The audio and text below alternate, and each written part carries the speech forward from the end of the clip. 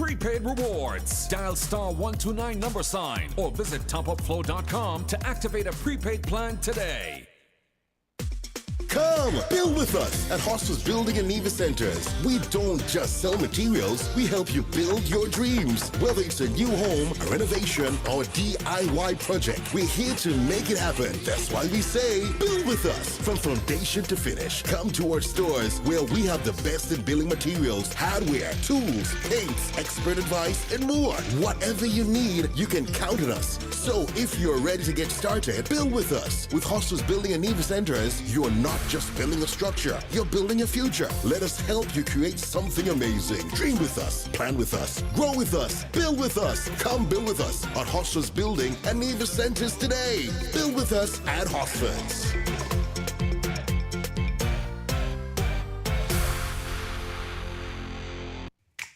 Maybe it's the way the brilliant gold liquid reflects our sunshine, or how the bright blue of its label mirrors the clear Caribbean skies overhead. Maybe it's the fresh, crisp taste of this beastly cold beer on a scorching hot day. Maybe it's even the way it brings us all together.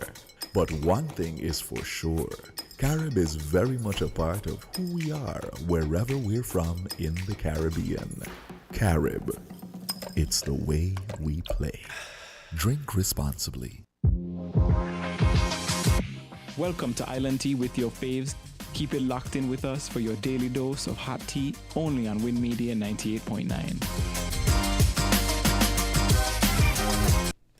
Good morning to the Federation of St. Kitts and Nevis, the regional and international diaspora. How are we doing this morning? Welcome to today's edition of Island Tea. It is the 8th day of July 2025.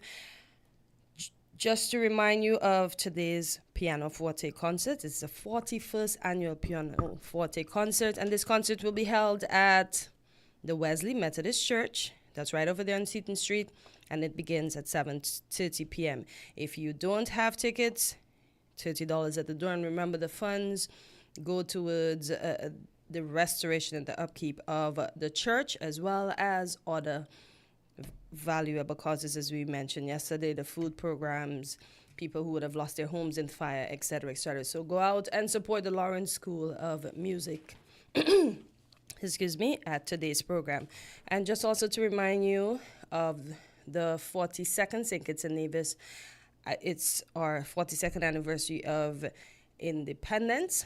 You know, as we said, the slogan is a sustainable perpetual progress, a sustainable future in view, Independence 42. I like the ring of that. So it's a call for the 2025 National Honors Award nominations. It reads, the Prime Minister's office wishes to inform the general public that the 2025 National Honors Awards nomination forms are now available at the security desk at Government Headquarters, Church Street. The forms are to be completed and accompanied by a detailed profile of the nominee and their contributions and submitted to the Cabinet Secretariat, the Prime Minister's Office, Government Headquarters, Church Street, Bastille. Remember, nominations can also be submitted digitally via HTTPS. That's forms.gle.3GWPF97X4Z FBL6QPA. And it says each nomination must include a completed form and a detailed profile highlighting the nominee's contributions to St. Kitts and Nevis. And all nominations must be received by Thursday, July 31st, 2025. Late submissions will not be considered. So the public is urged to nominate a deserving individual whose achievement resonate with the criteria of the awards categories. Quint, good morning. How are you doing this morning? Good day. I'm quite fine. And you?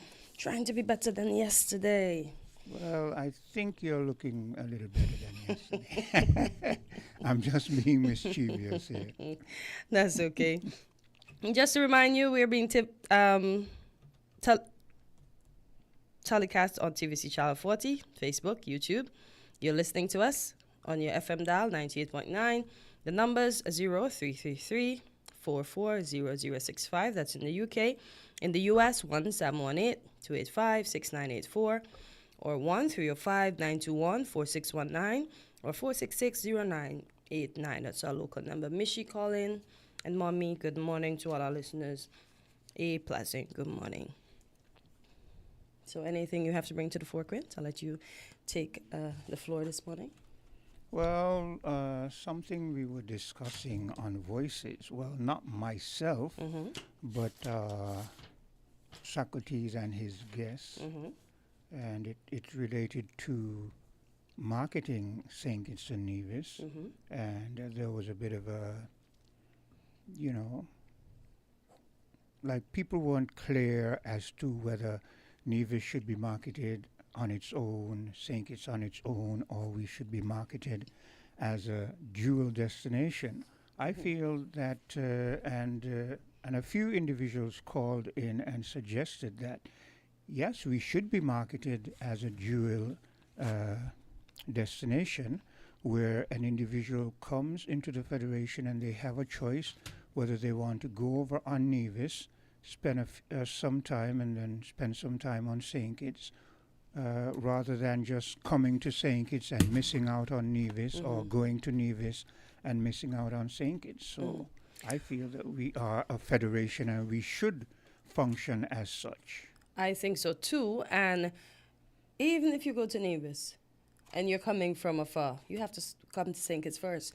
And I noticed during the music festival, we had some, as we call them, influencers here. Yeah. The most recent one I saw yesterday, she seemingly came from the UK, and she stayed here on, Nevis. Yeah. But she spoke about coming through St. Kitts. She showed people the drive to go to the peninsula.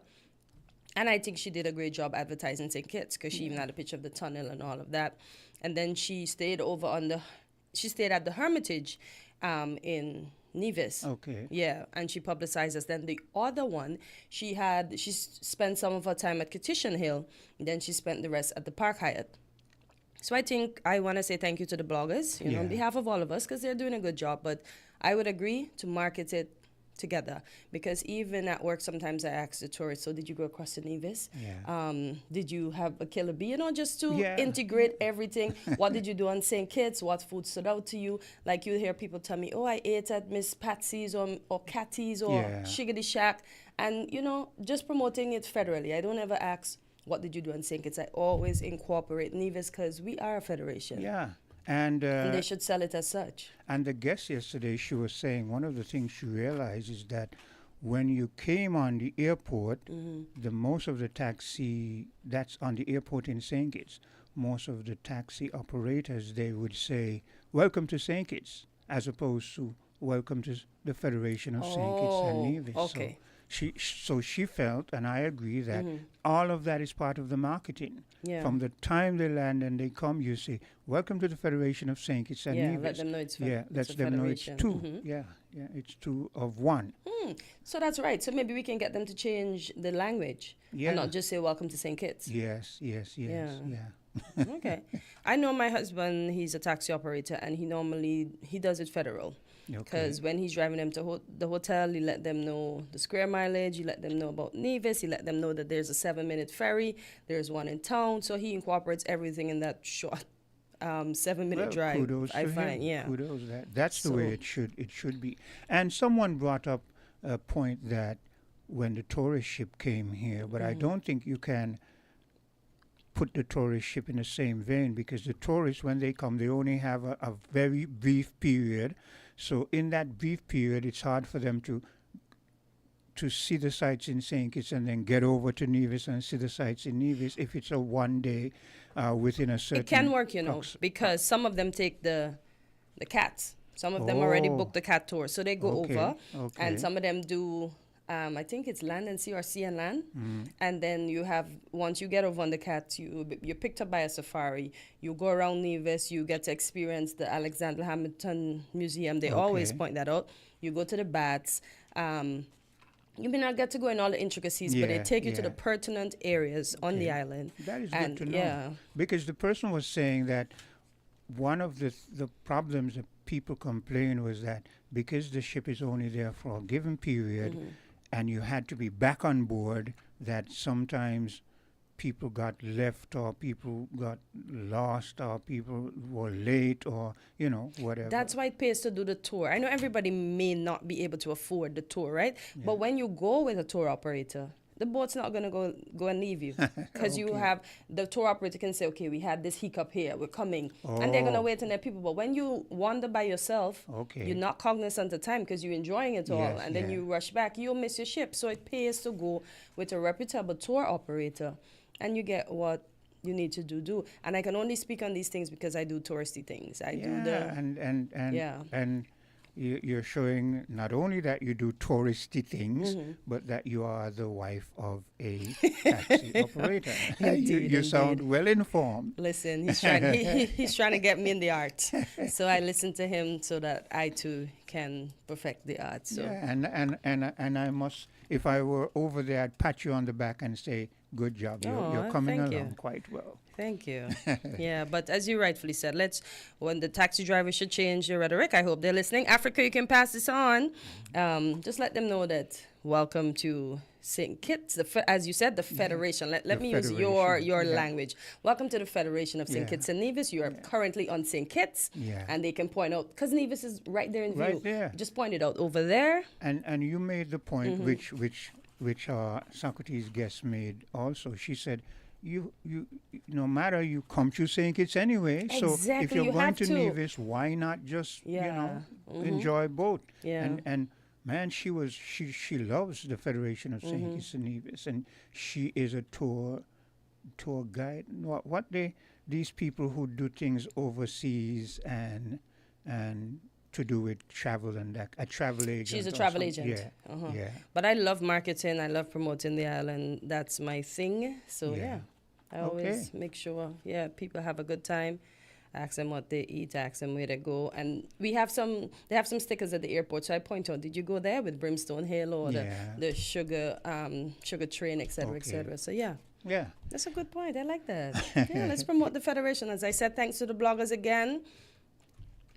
For promoting us, and we do hope that you come again. Yeah, and another thing, well, when I was coming to work, I saw one of the reasons why we happen to be having so many traffic accidents, because where Skelec is, where you pay your bills. Yes. Across there, when that road just to come down there to come Westbourne down. Gut? Yeah, no, the road in front of Skelec.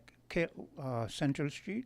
Central Street. Central Street. That road coming down there when you're coming down towards the gut. Yeah. That short little bit of road, and a pedestrian is coming down, I think it is Market Street, Lower Market Street, and this car is coming full speed, and the pedestrian is kind of like talking to the driver in a sense, saying, slow down, the gut is right there, you're going to have to slow down. And the person is going full speed, only to have to pull brakes behind another car, because the gut goes down, and I'm thinking to myself, no, boy, oh boy, if in this short space that person, him or her, is driving like that, and I'm sure it was a him, right? Because I usually don't see women driving that women are more recklessly, cautious than men, right? I must say that. And I'm thinking, well, you could imagine if he gets on a stretch of road where he's, so... Yeah, it makes, and that's why too the article where they say they're gonna enforce stiffer traffic penalties. Yeah. You see, they mentioned that these people speed on stretches of road, and the Kim Collins Highway being one, the Frigate Bay Road being one. As I said, I was up the hill and the person just comes around. Why are you speeding? Where are you going? Yeah. Nowhere is far. Yeah. But they're not listening to us. We try.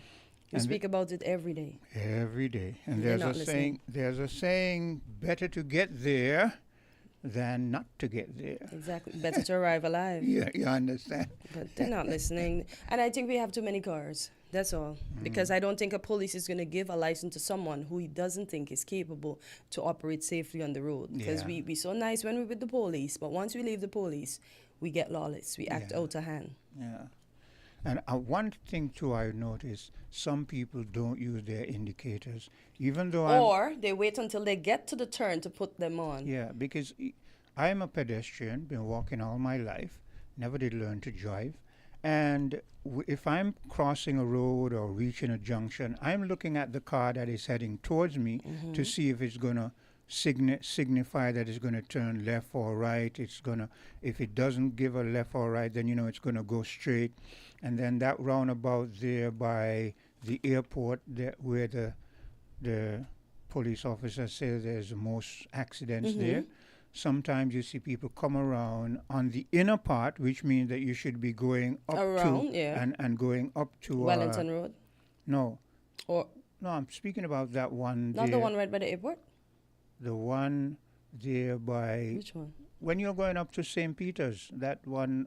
Oh, that big one? Yeah, that with the big lion one. sign in it? Yes. Okay, yeah. okay, got you. By Gillard's Yeah. gas station. No, the one after Oh, Gillard's. okay, I know which one you mean. Yeah. They're fixing the pavement right now. Yes, Yeah, yes, okay, cool. Okay, that. Isn't that the one they say that there's the most accident, or am I mistaken? It could I be. think- I think Yeah, I that's remember the we one. had that big bus accident there. Yeah. Most recently, yeah. Yeah. So a car comes on the inner lane, Yes, which should means be it going should around. be going around to go to St. Peter's. So I'm there thinking, I mean, a car almost hit me at one point because I see him coming around and he has on his indicator as he's coming around, Got which you. means double that he's Yeah, going. he's going So somewhere. I'm going across, and then the man is coming straight towards me. So I have to speed up, and then I say he stops, and I say, but his indicator is still on. You know. You're not driving, and you could well tell him what he's indicating to do. I don't understand. I swear, if the police, and I'm not giving the police ideas, but if they were to go at the roundabouts, they'll make the most money there. Because I don't know how many times we have to say the inner means you're going around and to go right. And then the outer means I can't. They're not listening. Okay, let's take a bit of a commercial break, and we'll be right back. WINN is 98.9. 98.9 is Win FM. Maybe it's the way the brilliant gold liquid reflects our sunshine, or how the bright blue of its label mirrors the clear Caribbean skies overhead. Maybe it's the fresh, crisp taste of this beastly cold beer on a scorching hot day. Maybe it's even the way it brings us all together. But one thing is for sure, Carib is very much a part of who we are wherever we're from in the Caribbean. Carib, it's the way we play. Drink responsibly. Flow customers, unlock big prepaid rewards every time you activate a prepaid plan. Activate a 7-day plan or higher and earn points towards your rewards. Activate again, earn even more points. Activate next week, well, you get the picture. The more you activate, the more extra data and prizes you earn. Get in on the big prepaid rewards. Dial *129 or visit topupflow.com to activate a prepaid plan today. Build strong, grow together. Let Hosford's building and Nevis centers lead the way. From tools to materials, we've got it every day. Hosford's building and Nevis centers, a name you can trust. For every dream project, don't go and build with us. Dream with us, grow with us, build with us today. Hosford's is the partner that helps you pave the way.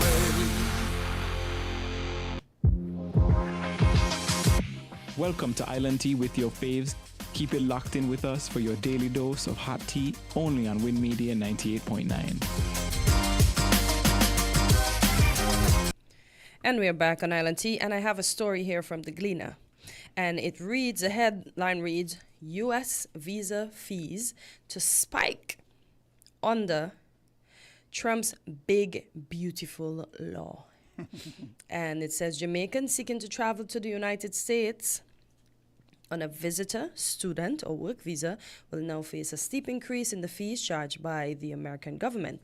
As set out in the newly signed into law Big Beautiful Bill, Jamaicans wanting to visit the US will now have to pay an extra $250 US on top of the regular fee of $185, significantly increasing the fee for a visa. A Jamaican family wanting to visit the US must now therefore pay a total of $435 US per person. The $250 surcharge on all non-immigrant visas issued by the US, tourist visas, students visas, work visas, etc., is referred to as a visa integrity fee and will be collected by the Department of Homeland Security at visa issuance. It will also be adjusted annually and generally will not be waived. Did they say adjusted annually? So every year something going on? Yeah. Wow. Yeah. However, a provision in the law allows the refund of the $250 US to visa holders who comply fully with their visa terms. That is, who do not overstay or violate status and depart on time. Really? If a visa holder leaves the US within 5 days of their visa expiring or changes to a green card legally, they can apply to get the US $250 back. While law-abiding visitors can theoretically reclaim the US $250 upon returning home, the process for reimbursement is unspecified and could be burdensome, meaning many may never pursue it, effectively making it a collected fee. Immigration advocates have described the fee as both a bond and a penalty aimed at discouraging visa overstays. Compliant travelers who go back home on time essentially post a $250 security deposit to enter the U.S. Erwin Clare, head of Queens-based Caribbean Immigration Services, told the Gleaner that the new fee could have an impact on Jamaican entertainers, athletes, and business people who have to travel to the U.S. He also said students would face additional fees to travel to the U.S. The surcharge fee is an additional charge to students, business people, athletes, and others who desire to travel to the United States. It could have the effect of reducing the number of Jamaicans who want to travel to the United States, he said. Clare also pointed out that this could also have an impact on remittances to Jamaica, not only in the form of money, but education, healthcare, and other areas. He said he believes the fee could force Jamaicans to look elsewhere for schools and work instead of the U.S. Family visits will also be impacted as the fees kick in, he told the Gleaner. Immigration attorney Winston Tucker told the Gleaner that the fee could be disruptive to Jamaicans who want to travel to the U.S. to visit family and for other reasons.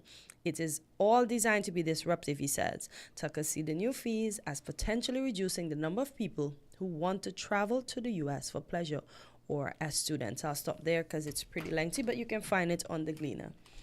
So yeah, the big, good, awesome bill, and gradually we're just seeing all kind of things popping up here and there. people losing their insurance, people who are on Medicaid are going to come off of that. I hear a lot of people, this lady said her daughter, medication for seizure, she cannot afford to pay for that. A Medicaid helper pays for that, and if they lose that, she don't know what she's going to do. This man says he has a problem too. He says he doesn't even work for that much money, and Medicaid covers a good set of him receiving his medication. And from what I'm hearing, most news outlets saying, and I know the other sets are going to say, oh, they're anti the president, but they're saying that the rich is going to pay less to no taxes. And well, Trump is just continuing the way he was when in 2020 when he was living. No, because remember out there as a citizen, he avoided paying and so avoided forth. paying. He cheated the system. So he's making it easier for people who are on the higher echelon to get and away with harder for things, the and folks. harder for the poorer folks. Hello, Yeah. caller. The older your vehicle gets, the more likely it'll break down, leaving you stuck. Caller, good morning. You're live on Island T. Good morning, guys. How are you guys? Good. You crossed my mind this morning. I'm going to give you a shout out eventually. How are you? I'm good. No, what you were just talking about, right? You can't blame them because in a sense, Jamaicans, they want to make it worse for themselves now. Do you know how much of them up here come up on visa and don't ever go back? Yeah, understood. Some of them, their parents died, their son died, their daughter died. They can't even go home and bury them because of the runway. Can't go back down. In that they run, They don't want to you make think it, they run away, or they it's? don't want to make it bad. But it's a fact that once they leave the U.S., they can't come back if they realize that they overstayed. And I think they're gonna do this to all of us down here, because they're trying to keep all of us out. They start with Jamaica first, but they're gonna spread to everybody. You make it bad for yourself, and then you make it bad for everybody after. But that's a thing. That's the norm. With honestly, if we honest, I live here, and when I tell you, Jamaica, they have a saying: if you go anywhere, everywhere you go, you find a Jamaican. I think that's one the Caribbean island where you, no matter where you go, you'll find one of them there. Yep. They leave and they come and they don't go back. So they make it bad. Maybe they're trying to make a better life for themselves, but they have to do it the legal way, because that's where they're being charged now. That's what laws are there. Abide by the law. Yeah, abide by the laws. Just do it the legal way. Find somebody to marry, or just apply for asylum or something. But I think in order to keep other nationalities out or control the amount of nationalities they have in the U.S., I think all of us are eventually going to see this so-called fee that we're going to get back if we file for it. And as you say, it becomes so burdensome, the U.S. might just say, oh, they're not filing for it. Let's just collect it and call it a day. Look, that fee gone on there. They know they ain't wasting filing for that fee back, because they already know the majority of them are run away. They don't come up and they don't go back down. You know that's money in their pocket. Yeah, but you see how they make. But the U.S. make it sound alluring, because they say if you leave on time, if you don't overstay, you get back your $250. Exactly, leave on time. But the majority of them don't do that. They ain't leaving. But anyway, I see Holden put up rather for things saying that CARICOM need to come together and CARICOM this and that. But I have to say to myself, imagine that. Jamaica asking CARICOM to unite and come together. Jamaica, who never want nothing to do with CARICOM at one point. Because we were the liquor island, as they call us. Small island. But all of a sudden, they're all over. They only want to CARICOM because it's holding, and they want to offload the people on the rest of the Caribbean, where they got free access, free movement. This Pandora box wallet to the Caribbean open where they could just come in. That's the only reason why Jamaica wants to be a part of CARICOM. Okay. There was a time that it have nothing to do with CARICOM. That is one of the reasons why the Antigua leader and a few of the others in the Caribbean are saying they would have to revisit this Yeah, I see St. Vincent talking about it here, because we're not really benefiting from it, the smaller islands. Exactly. It's not reciprocal, so yeah. Only one before the CARICOM could offload the people on the small island, them as they call it, the liquor island. Liquor. That's the only reason why they want CARICOM, boy, yes, real night. Oh, boy. Who they think they're fooling. and all they do is bash us. Liquor island, yeah, liquor island. And they can't start, they're living a better life in the little island then. Have a good day. See, my dear. Say one, say two, though. I have always been for Caribbean integration, so that poses a bit of a problem, because how do we find a way to unite? Why is it that when one of the bigger islands, like way back in the day when Trinidad, was big in oil, and their leaders said, well, we've got oil can't spoil, and the attitude towards the smaller islands, and then you see how things have reversed over time. And a lot of the big islands were going through a bit of travail. And now a lot of them, again, are getting back on the ups because they're discovering oil. And, for instance, your Guyana has always had minerals and that kind of stuff.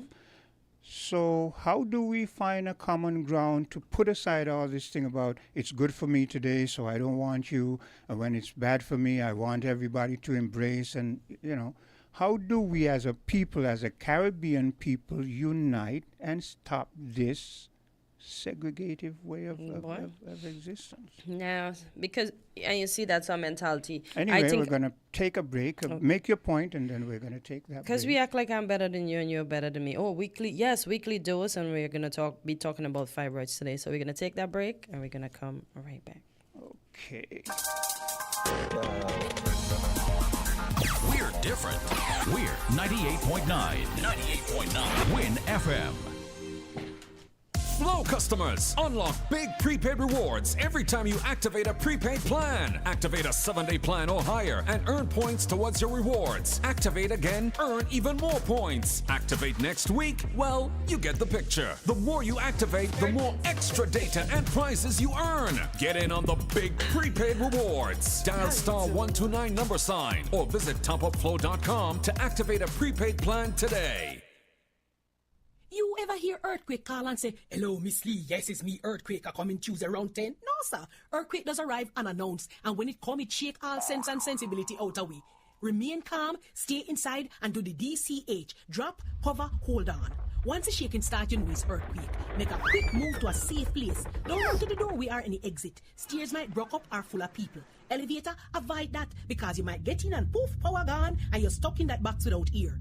Take cover under a strong table or a bed, or crouch against an inside wall or in a corner, and cover your face and your head with your arms. Remember, DCH, drop, cover, hold on. Glass windows and doors, outside walls and doors in an earthquake, bad news. Take care of yourself. Most injuries during earthquakes happen when something drop and hit people entering or exiting a building. Last thing, nobody run outside and ask, you feel it, you feel it? Remain calm, stay indoors until all the shaking stop, and do the DCH, drop, cover, hold on.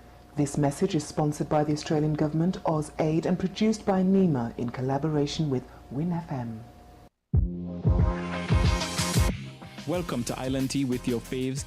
Keep it locked in with us for your daily dose of hot tea, only on Win Media 98.9.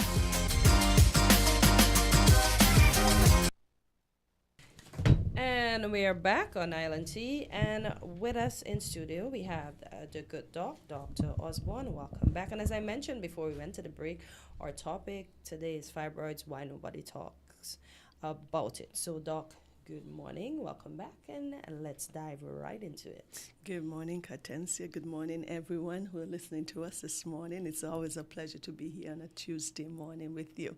You know the weeks are passing when another Tuesday is coming, so I mark my weeks actually now by, tomorrow I have the show again. Yep. It's a commitment, and it's something I do with a lot of honor and pride and dedication, but it really is to try and balance it and try and bring the audience the information and to share and to educate. And I hope persons are learning and becoming more empowered with the knowledge. So let's get right into it. Let's get right into it. So we chose this topic because of a couple of things. Katensia brilliantly sent me some information yesterday.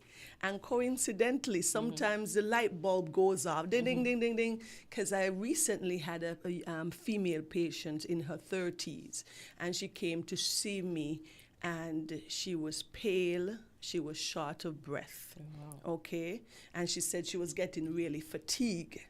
And when you think of those symptoms, I looked at her, I said, okay, this is something that I should be concerned about. So she's short of breath, young female who should overall be in good health. She's getting more and more fatigue as she walks. She gets easily exhausted. I said, well, in the interview, I asked her, you're having heavy menstrual flows? And she admitted, yes, that she does. Anyhow, a couple of days went by, and her hemoglobin revealed that she had a hemoglobin or blood count that was a 5. That's low. Yeah, that's low. So we're looking at the normal in females, fertile reproductive females, 11 and above.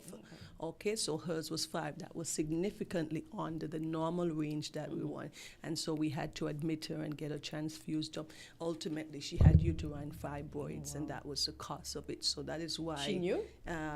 That is why. I think she had an idea, yes, that she previously had that. But a lot of times persons, hear that they have something and they just carry on. So that's what we're going to be talking about here today. Okay, so let's dive right into it. You touch a little bit on it, but we're still going to go over it. What are uterine fibroids? So in terms of understanding what are uterine fibroids, there's several different ways of referring to them, but they're benign tumors. You often hear us talk about tumors and people get afraid, but remember, tumors can be benign or non-cancerous or cancerous or malignant. We call those ones malignant tumors.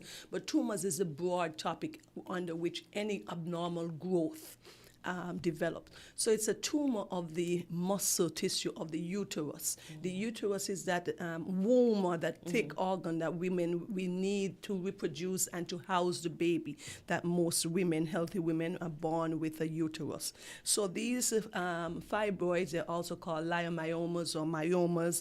They're muscle tissues and they form inside of the uterus on different layers of the uterine wall, and we're going to talk about that.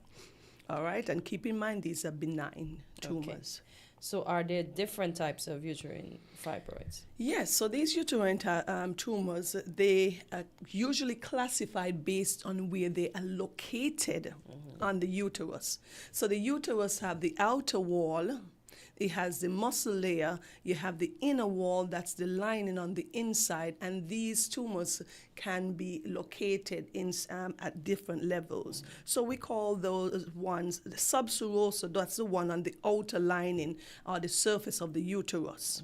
We have ones like intramural, those are the ones embedded deep in the inner muscular layer of the uterus wall, all right? And you have those that are what we call submucosal, that's the inner lining. And some of them can be pedunculated. In medicine, once you hear the word pedunculated, you mean that it's hanging on a stalk. So usually a long stalk and the tumor is there, or the bulge is there, hanging from a stalk. So usually they're classified based on the location or the area of the uterus in which these fibroids lie.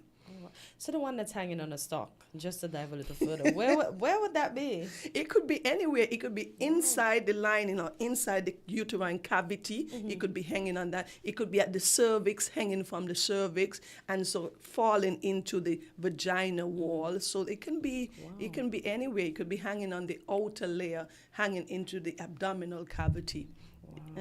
So it's just that it comes on a stalk, which is a long, narrow Sounds like a whole fruit. You know, when I think about fibroids, I think about the noonie tree.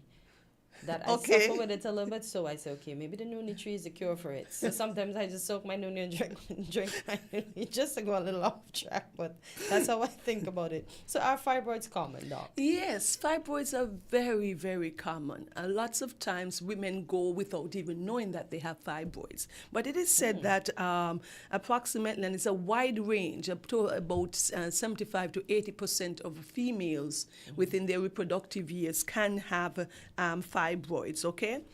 Other literature said it affects 1 in every 5 women in their reproductive years. It affects half of women over the age of 50. So commonly, mostly in your 20s, in your 30s, and your 40s. But lots of women have it, though not most will have symptoms or associated symptoms with this uterine fibroids. Okay. What are the symptoms of a uterine fibroids?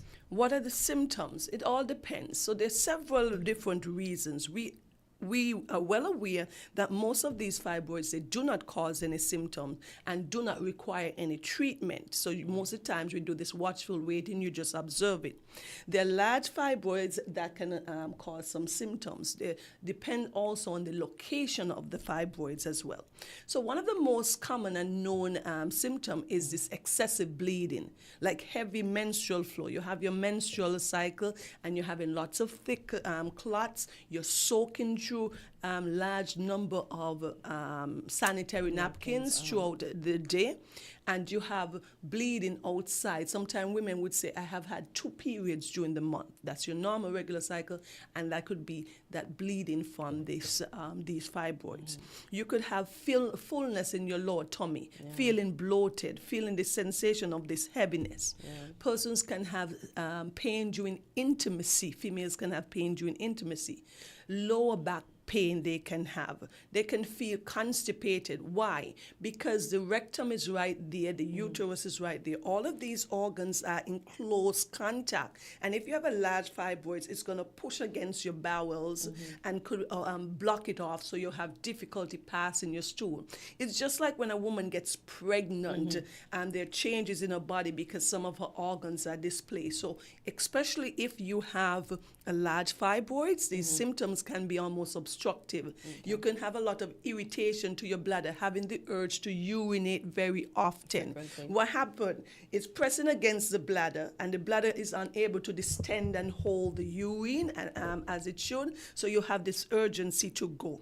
All right? You can realize that your tummy is getting bigger over time. You say, I'm exercising, I'm working out. It's but my tummy seems to be protruding over time. All right. So these are some of the main common symptoms: the urinary frequency, the low abdominal pain, lower back pain, that discomfort and that dull ache there. That's the presence of heaviness, the frequent urination. Yeah. So everybody that appears pregnant, they're not pregnant. Okay, they just have a growth. What causes uterine fibroids? Well, that's a very interesting one, because the exact cause is unknown, all right? But most studies point towards its association with the estrogen, the hormonal changes, because these fibroids have what we call receptors on them. So they are affected by changes in hormone. That is why these are more common in the younger age, where you are having the higher surge of hormone, all right? Persons in their reproductive years. Persons tend to have less fibroids as they get older, or they shrink after menopause, because now there is not as much estrogen available, so that there are changes. So we know that the supply and the changes in the hormones are what affect these fibroids. Okay. Let us talk about some of the risk factors for uterine fibroids. So risk factors can play a role. Because we still don't know exactly what caused them, there's lots of lack of knowledge still, and research is being done exactly who's more at risk. But we know that family association, so if you have a family history of having uterine fibroids, for example, your mom has had them, your sister had them, you're likely to be having fibroids as well. Obesity. We know that in the fats there is a high propensity of conversion to estrogen. So anybody who has a high body mass index as a female, of course, you have an increased chance of having and developing uterine fibroids. They said not having children can put you at risk. Having early onset of menstruation and late menopause, so those are wide and large number of years you're exposed to all of that estrogen. Diet, there's some studies that speak towards diet. Of course, we're talking about diet that is high in the foods, the more processed food that are unhealthy, so always a healthy diet. And race. So interestingly enough, in our race, as blacks, they seem to see more fibroids that tend to occur in younger age, and they become larger. There's still no direct evidence as why, but they have theories of environmental impact, because most of these studies are out of the United States, dietary and stuff. But why exactly, there's nothing to say in blacks genetically, but we tend to have much more fibroids in our group, our race. Our ethnicity is beautiful and still troublesome at the same time. So what are some of the complications of uterine fibroids? So when we talk about the complication of uterine fibroids, it depends on the size of these fibroids. As we said, many women can have fibroids and have no symptoms of said fibroids. They can be living their lives. You can have multiple fibroids, different sizes. I've seen the urologist, not the urologist, the gynecologist remove 20-something plus fibroids of various sizes from women, all right, during some surgical procedures. So the complications are often associated with where these fibroids are located, the size of these fibroids, okay, and the number of fibroids, because the abdominal pain and discomfort, the bleeding that we talk about. Yeah. If you continue to bleed, these females can have what we know as anemia. Yeah. Your blood count drops off, like the patient we spoke about, okay? You can have that pain that is unmanageable. So you're living with that chronic discomforting pain. Sometimes you have to be off from work for several days at a time because of the intense pain, all right? And it could lead to other issues. If you have a fibroid during pregnancy, it could lead to problems during the pregnancy. Women have had miscarriages associated with having fibroids, especially if the fibroids are in the inner lining.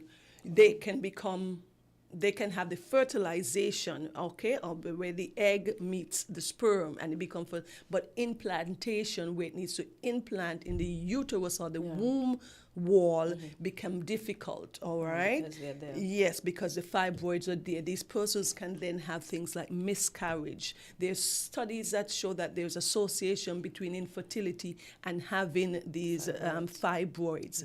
There are persons, when they're pregnant, if they have large fibroids, it's much more uncomfortable for them, much more complications and much more symptoms during their pregnancy. Sometimes because there is these fibroids, the baby is unable to turn, the baby is breached, then you have to do a cesarean section. So these are some of the things that can happen for these women during, if they have a fibroid.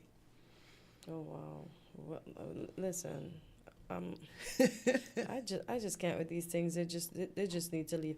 I see we have some ultrasonography. So that is when we talk about what studies we can use in terms of diagnosing fibroids. So one of the most common and easy accessible study is having an ultrasound that can identify these fibroids, where they're located, the approximate measuring the size of these fibroids, if they're on the inner lining or the inner side of the uterus, if they're on the outer wall of the uterus, if they're bedded into the muscle, it can give you an idea how much of these fibroids that you have there. So you can do that. You can have a CT scan.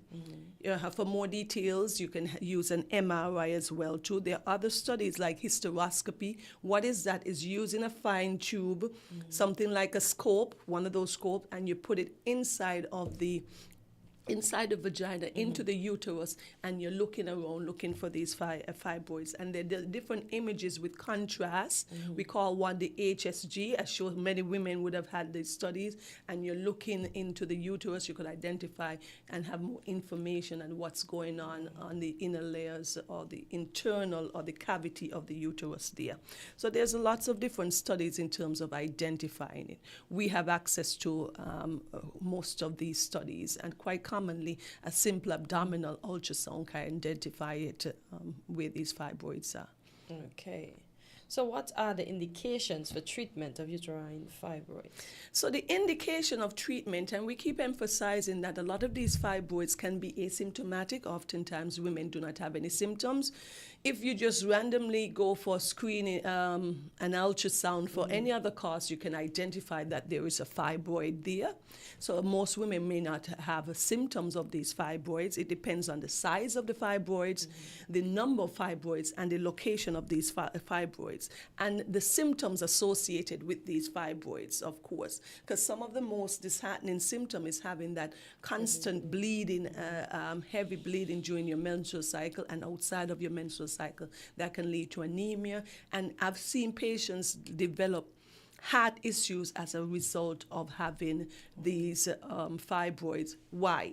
You lead to anemia, your blood count drops off, your heart has to work extra hard. You can go into different cardiac issues and heart enlargement, lots of different complications because of the long-standing blood loss. So it's going to depend on the size of the fibroids, how much fibroids you have, the associated symptoms, and that's when you want to take and see your healthcare provider and make the determination. I see here you your desire to keep your uterus? Yes, so your desire to keep your uterus, that's going to indicate what sort of treatment if you have to get to a surgical management, of course. If you have not had any children as yet and you want to be a mother and you are in your early 30s and you have large and multiple fibroids, that would be very important to address that with your physician.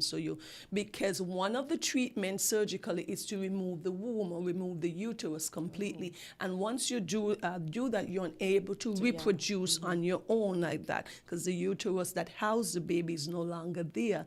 So that would be an important factor, okay?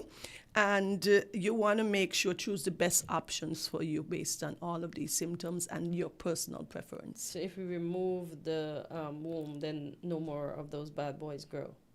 No, because obviously you're not going to have. That's an important point that you make, because when we talk about the surgical treatment, we know hysterectomy is one. Hysterectomy is simply removing the entire uterus. If they form within the uterus, there's no more. Another type of surgery can mean to remove just the fibroids. You've heard of that. We call it myomectomy. Some persons go in, and it can be done in many different ways. It can be done laparoscopically and stuff, and you can remove these fibroids. But once you remove these fibroids, new fibroids can develop over time. So that can be one of that's why you have to wait. If you're an individual that you've already reproduced and you have all the family that you would like to have, then an option for removing the entire uterus can eliminate that problem completely. So that we went into delving into the surgical part of it. Lots of times when women have these fibroids, we try to treat them initially with symptomatic treatment, like pain management. You want to give them medications to stop the bleeding. There's certain things like tranexamic acid. Sometimes you use things like birth control to kind of limit the amount of bleeding that the person can have. You give them a lot. There's certain other drugs and hormones that you can use. All right, that controls the amount of hormones that are produced at the level of the brain. Lots of complex stuff to decrease and shrink these fibroids. However, with some of these non-surgical treatment, of course, if you suspend this treatment, these fibroids can continue to grow. Start going back again, because the idea is to shrink a lot of them and to manage and control the symptoms, to stop the female from bleeding as much, to give them supplements like your folic acid, your iron, to make sure build back up the blood in these instances. If the non-surgical or medical management fails, then we can enter into other options, like what are the surgical options here. There's something I didn't mention that is called uterine artery embolization. So you get into the uterine artery and you embolize, or you cut off the blood supply to these fibroids, and they shrink over time and resolve some of the symptoms. That we do not offer here locally. Just yet. As yet. As yet. So certain females, if they have that option and they're well insured, they can seek that form of treatment overseas. But the other options, the main options we can do is remove the fibroids that the patient have if medical treatment fails, or to remove the uterus. Okay, so you mentioned having the family and you're contented, right? You have your boy and your girl, you're contented. Having the hysterectomy, does that induce early menopause? Oh, yes, of course. You will not have, in essence, you're not going to have any more menstrual cycle. But once you leave what you call the important organs, the ovaries, you have your hormones, and you could have your estrogen. You still have estrogen there, which is important to help your skin as a female, to help balance out your hormones. So you will not have a menstrual cycle, but you're not into menopause, because it would mean if you remove the ovaries, then you would be into a medically or surgically induced menopause. Remember, your ovaries are what produces the hormone and stimulate the uterus lining to give you the menstrual cycle. So you'll just not have a cycle, but your ovaries are there, Still still there. producing Okay. the hormones that we need as females to keep us balanced, to keep us energized and healthy. We've spoken about some of the symptoms of menopause when your estrogen level drops down. But if in this surgery, your surgeon removes your ovaries, then well. that is a surgically induced menopause there at that point. So the ovaries and the uterus. Yes, because if he goes in, there may be indication the ovaries, if one of them looks abnormal, have abnormal cysts on them, or any concerns, sometimes he may remove one or both, depending on the discussion he or she would have had with the individual or the patient. The things women go through, huh? Strength of us, boy. So what medications are used to treat fibroids? So we talk about some of these medications again. We talk about having the birth control, the pain management, anything that to replace and boost the body when it comes to blood loss. You want to prevent that. So we've heard about the trihemics, you heard about the iron supplements, the folic acids. And in a study that I saw, in terms of natural things, because persons are often trying to push natural care, vitamin D is said that is very important. High doses of vitamin D, and we do not get a lot of vitamin D. Even one of the authors proposed... Even being out in the sun? Proposed that probably that is a factor that influence or affect blacks in developing fibroids, because blacks, we are often deficient in vitamin D. Very much so. Very much so. Yes, because of the melanin in the skin, it affects the absorption and the functioning and stuff of the vitamin D. So that is probably a proposal or the idea why maybe blacks tend to have it. Remember I said there are environmental factors, dietary factors. They talk about having a diet rich in fruits and vegetables and all your vitamins, that it can be protective as well too, for those who love to hear about the natural stuff. Ultimately, when we speak about diet, it's all a part of the overall wellness. But if you have fibroids, just eating lettuce and tomatoes is not going to get rid of them at that point. But okay, so then you may need some kind of medical support, especially if these fibroids are symptomatic. I don't want any woman staying at home bleeding significantly, and that can lead into shock and death. Yes, so we don't want that at all. So it's best to seek some medical support. But the fact that we know that when we take out what we have there, the other ones come to party, because they'll be like, space, let's go. What? You do the surgery. You to remove the fibroids? The dance floor clean now, and then the rest be party time, let's go. How encouraging is that for someone? Well, here's where it becomes beneficial for some females, because we spoke about it being associated with some forms of infertility in the female, all right? If you're able to remove those fibroids and then you're able to then complete your family, reproduce, have your 2 babies, your 3 babies, how many babies you want to have. Then if they return, then another indication could be that you just, Remember, I'm not a proponent of either treatment. I'm just telling you what are the surgical and the medical options that are available. But if she wants to reproduce, I've seen many women, they remove the fibroids, they have their babies, and then if they do return, then she can choose another route. Do they return fiercely, or you're not? No, I'm not aware of that, because these fibroids tend to go over time, and they are fed or propelled by the estrogen. That's why they're more proliferant or more prominent during those fertile years, during your premenopausal years.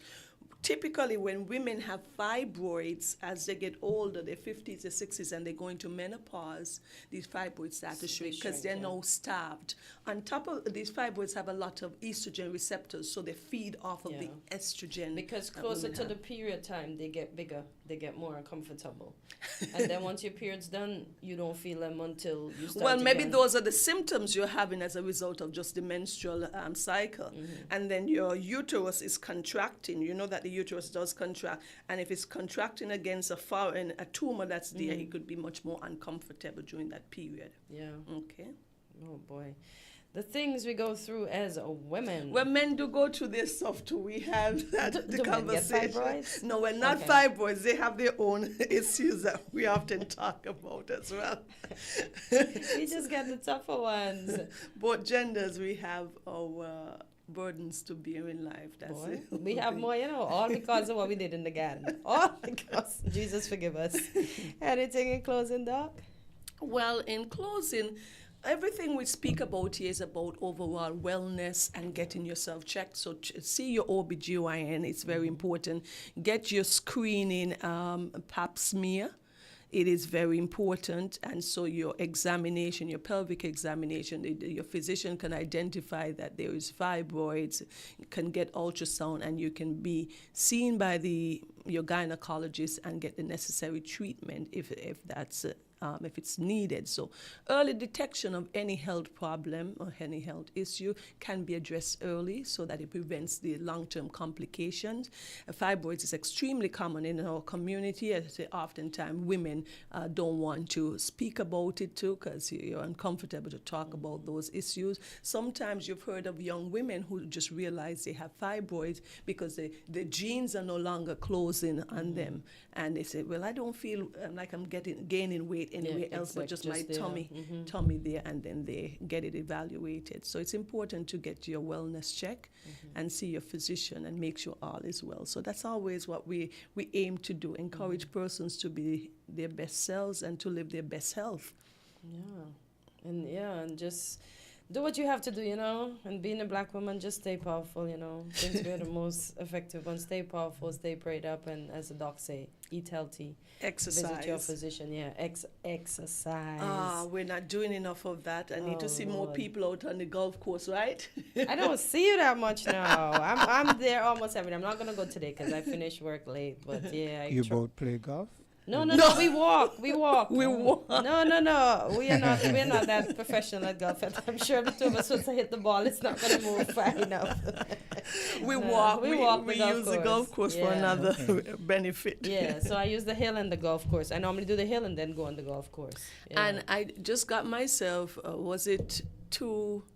5 kilograms weight, and I am trying to hand weights, dumbbells. I walk with 8 pounds. No, I'm not walking with them. I have them at home, so I could do more. Because once you've hit 40 as women, we need to make sure do a weightlifting. We lose a lot of muscle mass, so we all have to make sure we lift weights. All right. So I wish everybody a beautiful day and be kind to each other. For sure.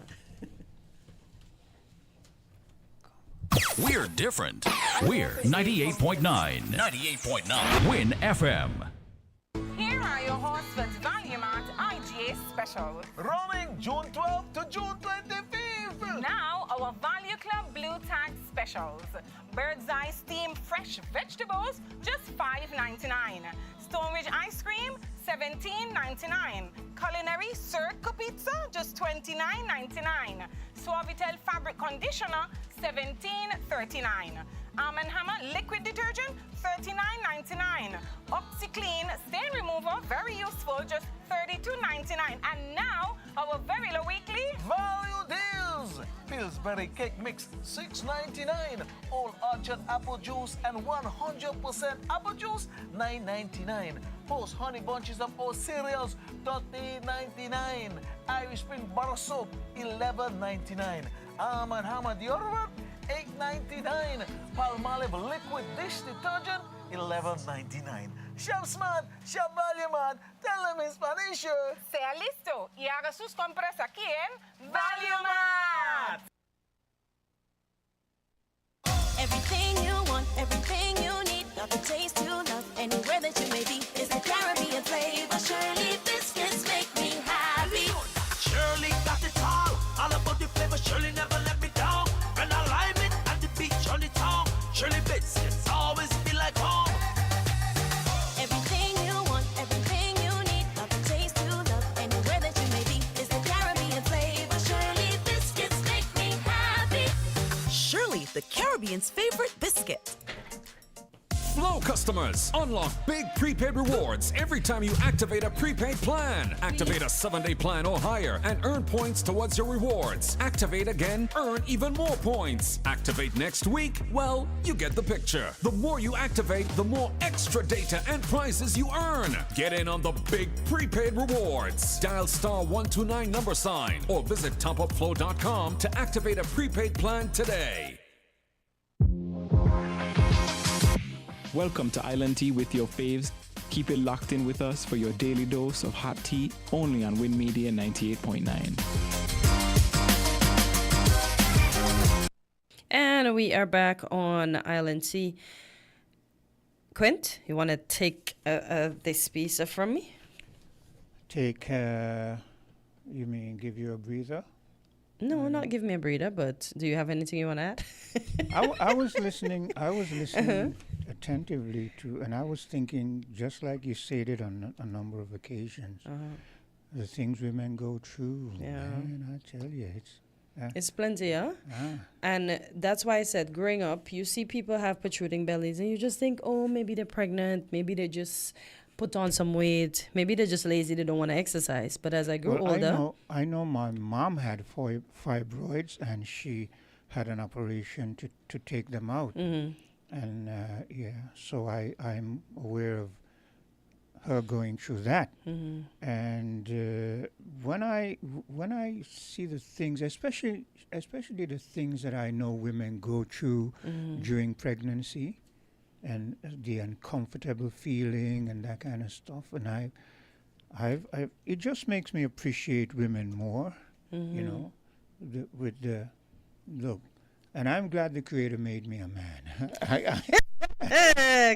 What are you trying to say? You could not have done. No, I don't. Look, women can bear pain on a different level. Yeah, men. Look, look, I get cuts and that kind of stuff, and they're no big problem. But that's different, you know. Having to go through a pain that is persistent for days and weeks, and going through 9 months of pregnancy, and you hear women say that there's this weight that seems to be, you know, kind of stifling them, and depending on how they lay down on the bed and all kind of. And I give thanks for the Almighty. You know what I just say, and this might sound a bit controversial, but all those men who are trying to compete with women, I wish that they would be giving all the pain that women go through. I honestly wish that they would. And they'll change their minds. Yeah, I wish that every pain that a woman goes through, all of those men who are trying to compete with women, I wish the Creator would give you every ounce of those pains. Boy. Yeah. Then they'll figure out the maths. They wouldn't want to deal. They wouldn't want to deal with. They wouldn't want to try to be. Look, because you can't be. Wow. So these things live inside of us. Imagine that. This is just one. And sometimes when I know a friend of mine sent me hers, and if you see the sizes, they started big. Yeah. We have a caller? Yeah. Okay, caller, good morning. You're live on Island Tea. Good morning. Hi. Everybody I thought of is calling because I just said I have to ask, where are you? How are you doing today? Oh, I'm fine. I'm fine. All right. Listening to you and Quint, continuing the narrative that the women can be and pay more. Yeah, it's proven. That's where we make the babies. You know, that's one of those. It might be just one of those cliches, you know, because really and truly, you know, like how people would say, "I feel your pain" and so on. Nobody can feel anybody else's pain. Yeah. Right. And so that might just be something prescriptive to help ease the pain of the labor pains of women. Yeah. It's good. It's good therapy to think that way. But pain is pain. Trust me. Well, you know, whether you're male or female. Look, I disagree with you. Here's it. Like I said, I remember I looking at my left hand here. I got a cut, right? Because working up in the mountain, I cut this bamboo strip. There was a piece of it that didn't get severed. So I tried to pull the bamboo strip. You see my hand cartens here? You see my hand? It cut right through here, right down to here, bust it open. Wow. I never went to the doctor for any stitches or anything like that. I remember coming here to work, and it was all swollen. And I remember Tony Fredericks was here, and a number, and they said, "Oh, you got to go to." But I'm accustomed to myself. I know how my body is, right? And over time, it was painful because you can't touch anything, and even months after it healed, if you try to lift something, you felt it. So yeah, men can feel pain. But Mr. McMahon, I'm speaking on a different level. I'm speaking about knowing this. Look, the pain that women go through is not just physical. It's a mental preparation to have to know that, look, I'm going to have to endure this continuously for. But Quinn, look at how many. It's mostly men who go to war. Yes. Watching people's heads get blown off, their limbs get blown off, all kind of shrapnel everywhere. You think that's not a lot of pain? Not only pain then, it's a but lot pain of pain after as well. It's a lot of pain. But here's the thing. You're speaking about where you go into war and these things happen. I'm speaking about people who have to exist on a daily basis without going through any war. It's a part of their normal everyday existence that they have to go through these pains. Look, I remember this girl I was interested in, right? And I remember one time I went all the way down to Old Road, and then when you don't know how you're going to get a chance back up, the things men do when we're interested in a woman. Anyway, and then I found out that things Quinn do. not only me. Exactly. Not only Quint. I'm going to defend Quint today. Not only Quint. No. You should have heard him the other day. Ooh, I missed something. Oh boy. Yeah. And so then I found out that whenever her menstrual cycle comes around, she can't even leave the bed. Yeah. She's bedridden with pain and cramps and all kind of stuff, right? Yeah. And to have that to know mentally that every time of the month this pain is going to come up and you're going to have to enjoy it. That's what I'm speaking about, not going into war and those are okay. Yeah. I understand that. Yeah. And it isn't that I'm not sympathetic to it, but the good thing about it is that it's working, right? Yeah. So that's it's. Now I'm not saying that it's something you should look forward to, but it's a normal course of event, as opposed to kind of pain that come on from illnesses, kind of thing. Yeah. And war and so on. Yeah. But could I say something about what you were talking earlier? Morning, guys. Go ahead. Yeah. With regards to Hi, Cleo. I was just going to talk about you. Hi, Mr. Metmon.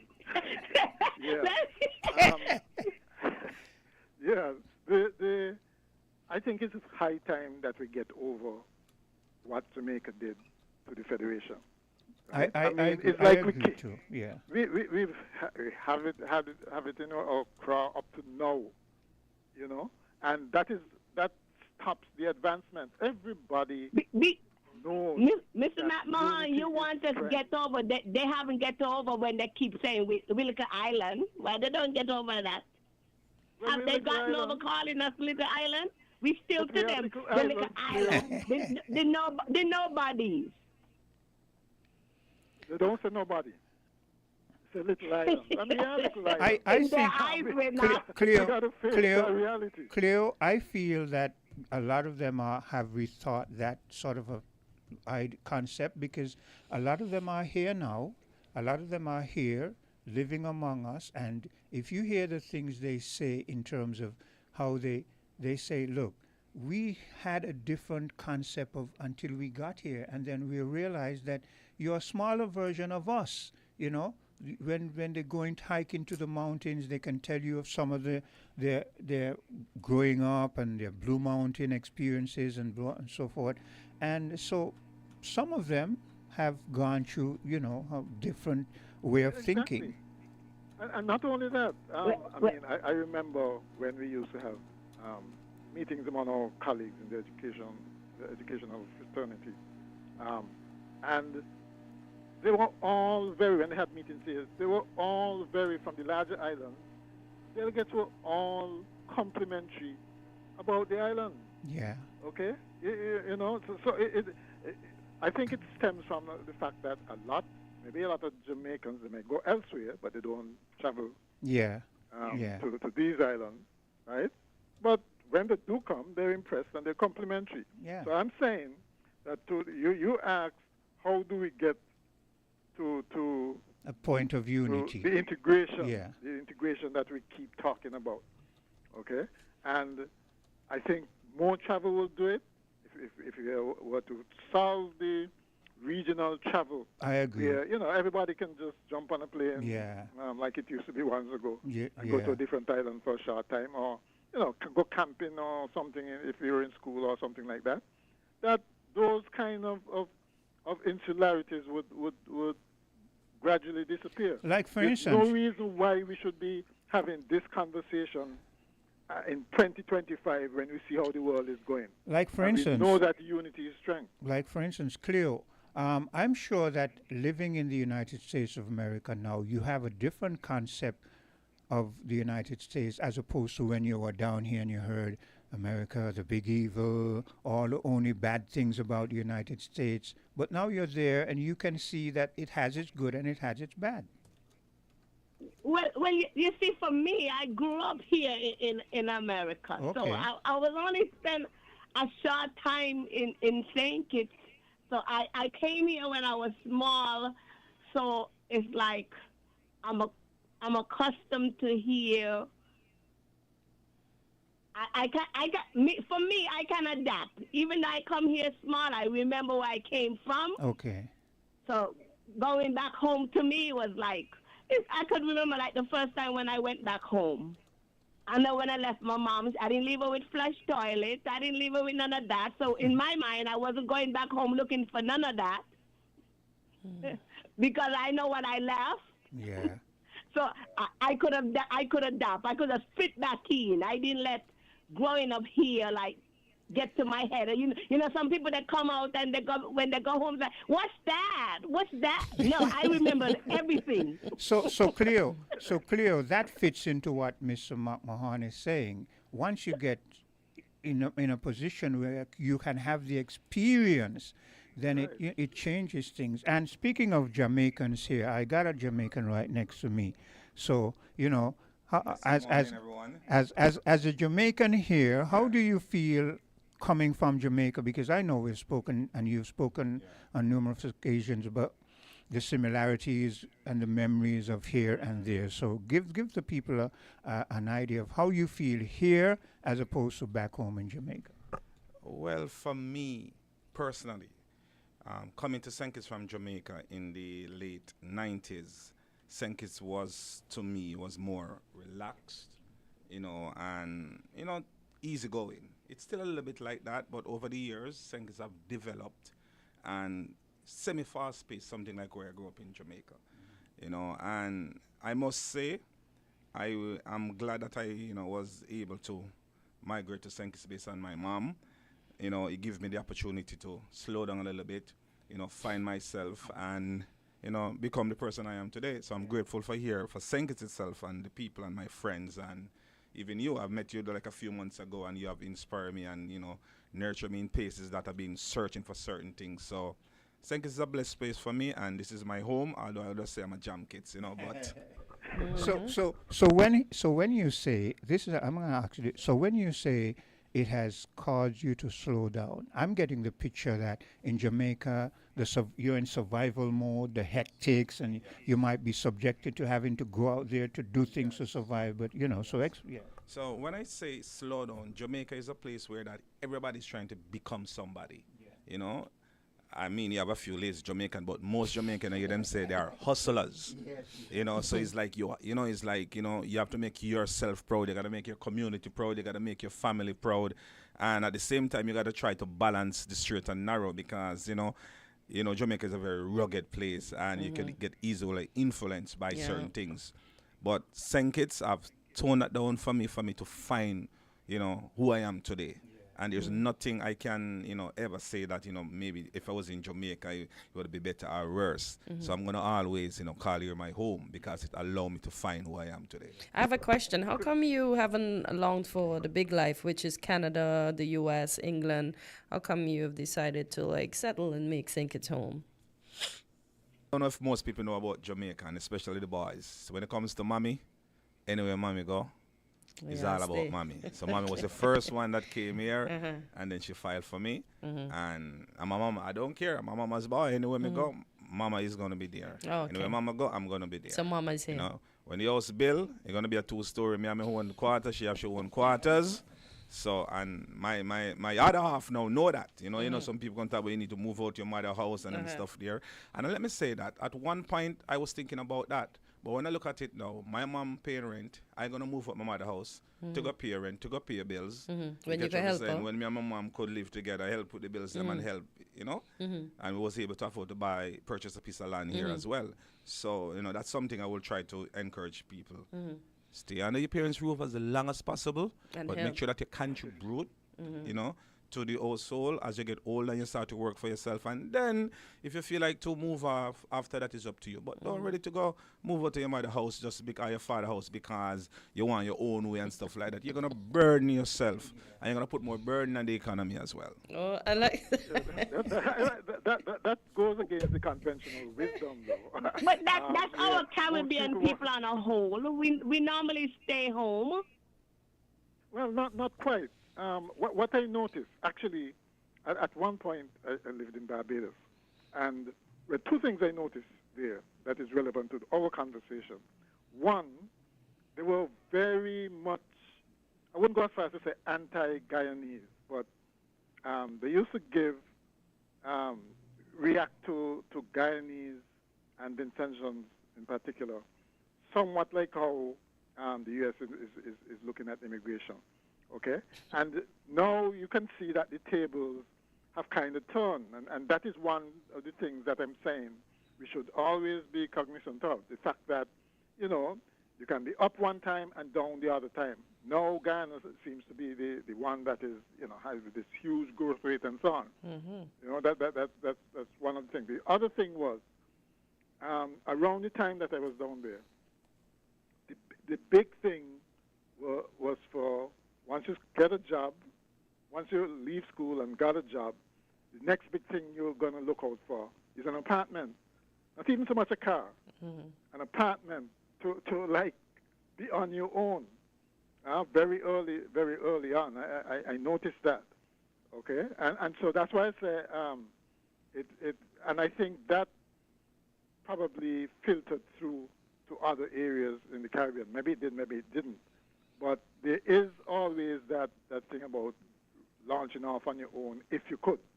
If you can't, fine. But the idea that, well, it helps to pay the bills when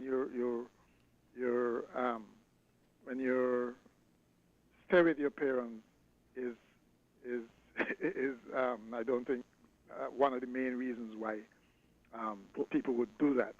Okay, because again, think of it, when government introduces things, for instance, like if you're a university grad, okay, let's say you just come back from university, where you're accustomed to being on your own, or even if you're not on your own, living with other people, pretty much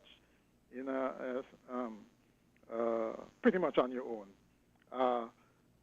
You don't necessarily want to come back to living with your parents, to be quite honest, okay? The attachment is still there.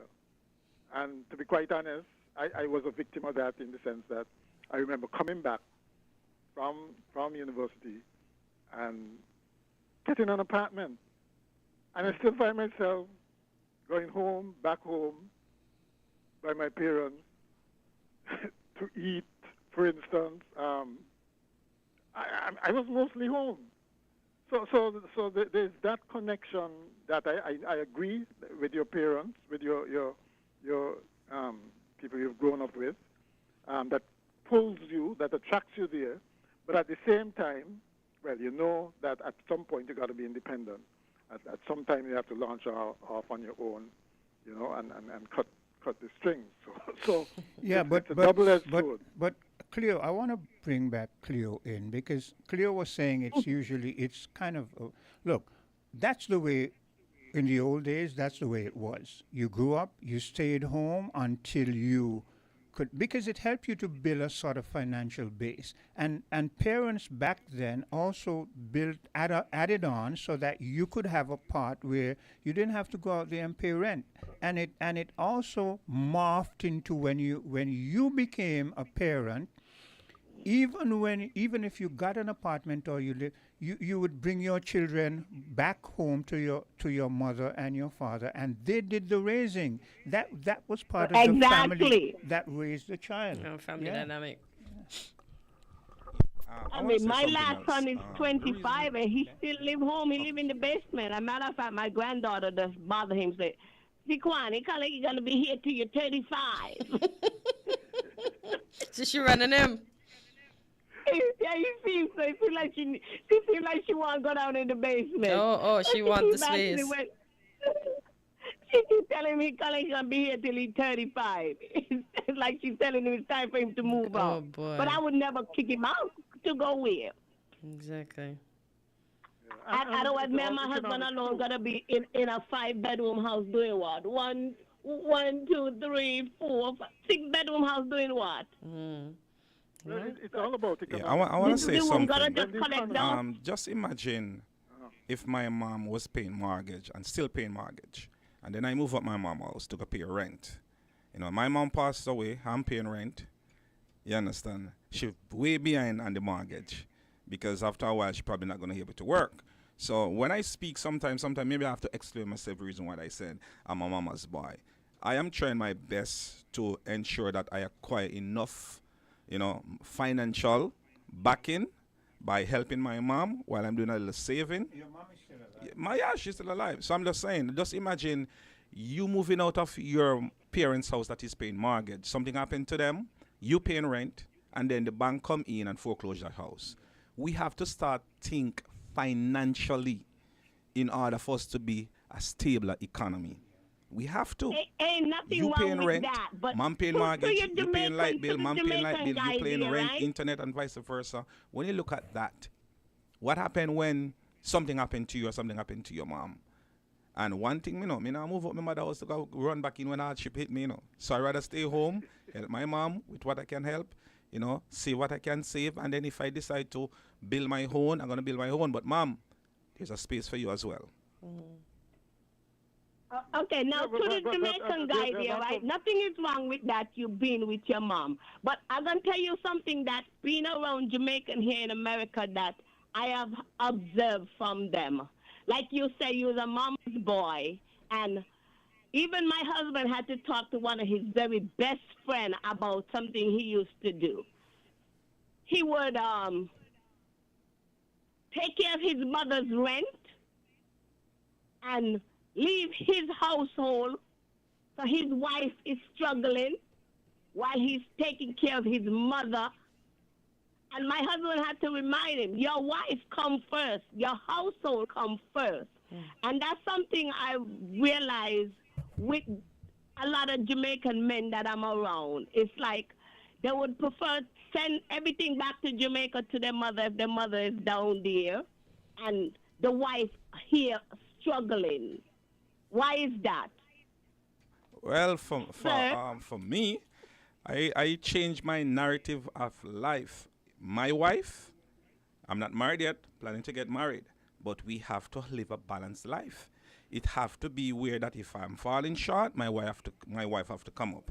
Woman is fighting for equality, so just like how they want equal pay, equal thing, equal with the bills, equal with the expenses, that's how I live my life. And I find somebody like that we are doing that, and that is working fine for me. So yes, I can afford to help my mom, and if I'm a little short at home, my fiance come in and chip in. So it's full time. We as men and women realize that things and times have changed, and we have to adapt to what is happening in the real world right now. Because if my mom is alive, and even though I have my wife, I have to take care of my mom. Without my mom, I would not be here. but I'm still have to try balance my whole soul. So you have to find somebody who's not Got a lazy and point want you there. to go out and just work, and you gotta take care of her. And if something wrong with your mom, then everything stop because you can't take care of your household financially. Find somebody who are going and willing to do 50-50. He take care of his mom and his wife. His household was suffering. His wife is the one who has to be lacking because he made sure that his mom take care of first. But what Isn't the wife first? what he's saying is that shouldn't be the case. If yes, he can take care of his mom, but between him and his wife, he should make sure the wife is also in a good stead.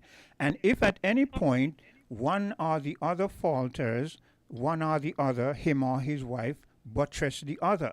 But yeah, you're right. He should not just look after his mother and have his wife, struggle. Because it's a leave and cleave situation. Here's another question for the guy.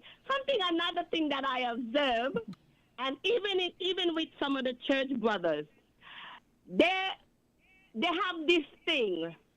Their wife have to pay everything half, split down the middle. Wife have to pay this bill, husband pay that bill, so everything half. Why is that? The man is the head of the household. See, like my house, let me tell you how my house is. My house, my husband is the head of the household. In all aspects. Like in all aspects. He ain't coming down. My husband, like, no half, nothing. If he always tell me, your money Can I is interject? your money. My Can I money interject? is our money. But I would help, but he don't look for my money. He let me know, your money is your money. My money is our money. Why is Can that I interject, Jamaica please? want everything half? Yeah. As I said earlier before, things and times are changed. What is happening in this real world now, woman used to be at home taking care of the family. If I was living in that society now, if that society was like that now, I would understand that.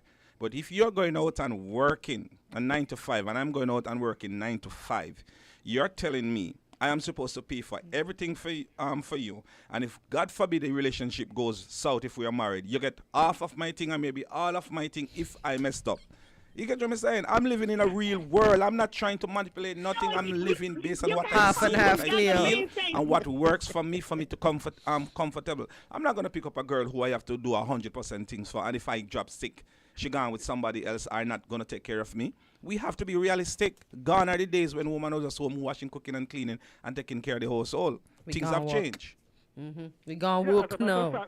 As a matter of fact, haven't the roles been reversed because women are now even bigger earners than men? In some cases, and in other cases, the woman has to be both mother and father because pop's gone.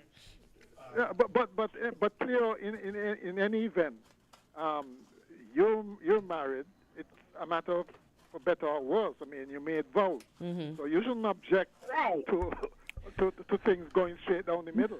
Guys, unfortunately, guys. I'm not saying you guys. I'm not saying you don't think. Cleo. Unfortunately, we're gonna have to. We have something coming up right now. So we're gonna have to cut to make provisions for that. All right, tomorrow we'll continue this hot conversation. Okay. Have a good day. Yes, sir. All right. Okay. So that's how we're going to have to end things. My apologies for having to do that abruptly. But you know how things go sometimes. Yeah. So you want to say a parting Hortensia? Just have a great Tuesday. Be kind to someone, and we'll see you tomorrow. Okay.